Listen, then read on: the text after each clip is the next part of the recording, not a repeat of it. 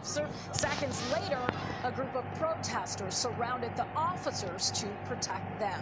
And this was captured at Wacker and Wabash this afternoon, where protesters flooded the streets there, their eyes set on this CPD wagon that was already spray painted with expletives aimed at the police. The crowd pushed and pushed with the intent to topple the CPD vehicle over. Several city vehicles have been destroyed, as you heard from David Brown. He talked about not just equipment like CPD stuff being destroyed, but buildings being destroyed tonight as well. A lot of property damage indeed, Tia. This weekend's protest started in the downtown streets of Chicago last night, so we're on night 2. It started peacefully, but as we've been reporting throughout the last hour, turned very intense and violent throughout the night. This jewelry store was damaged in the South Loop.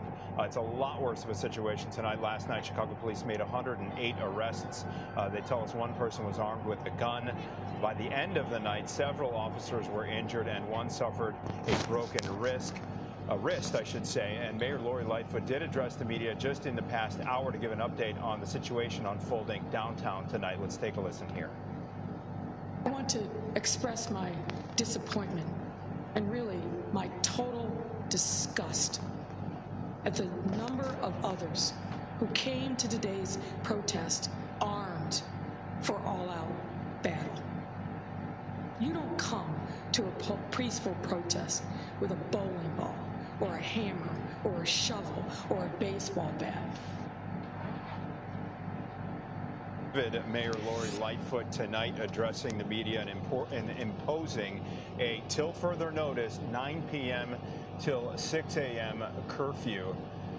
Minnesota, meantime, Minnesota's governor is asking residents, in addition, to stay home as riots there continue.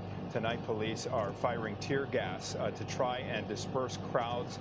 Again, there for the 5th straight night of protests. We have unconfirmed reports here in Chicago of tear gas being reported. Sylvia has mentioned 2 explosions that she heard. She speculated that those were tear gas, but we heard the mayor tonight saying that they haven't authorized the use of that, at least yet. Up in Minnesota, highways in and out, as we're looking at in Minneapolis, have been shut down.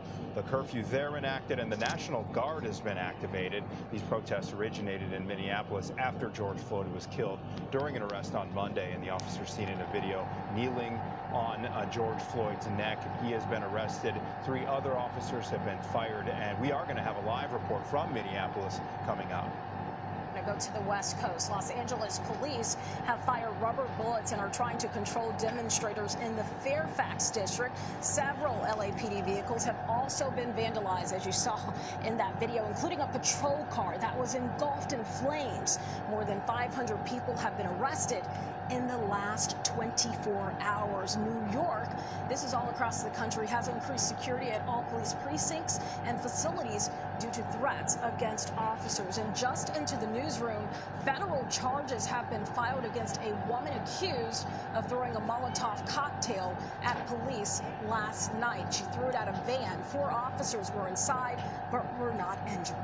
And let's get to some video now from Columbus, Ohio. It shows officers using pepper spray and wooden bullets to try to disperse hundreds of protesters who gathered this afternoon. Police there have issued a state of emergency order, meaning that officers can remove anyone from the downtown area regardless of their reason for being there. And the FBI says that 2 security officers were targeted in a shooting that happened right near a protest that was unfolding in Oakland, California. One of those officers was killed last night. Another remains in critical condition. Those officers were contracted by the Federal Protective Service of the Department of Homeland Security. Federal authorities are calling this an act of domestic terrorism. And President Donald Trump says local authorities have to be more stringent in dealing with violent demonstrations. They've got to be tough. They've got to be smart. We have our military ready, willing, and able, if they ever want to call our military. But we can have troops in the ground very quickly. Well, President Trump says what is taking place on the streets of America right now, quote, has nothing to do with justice or with peace. Minnesota's governor says he has spoken to the defense secretary and the chairman of the Joint Chiefs of Staff 2 times in the past 24 hours to discuss military options. But at this very moment, only the National Guard is active in Minneapolis. The Guard has also been called in Georgia, Ohio, Colorado, Denver, Kentucky, Wisconsin, and also the District of Columbia. U.S. Attorney General William Barr is blaming the violence that's broken out at protests across the country on what he's calling outside radicals and agitators. The voices of peaceful protest are being hijacked by violent radical elements. Groups of outside radicals and agitators are exploiting the situation to pursue their own separate and violent agenda.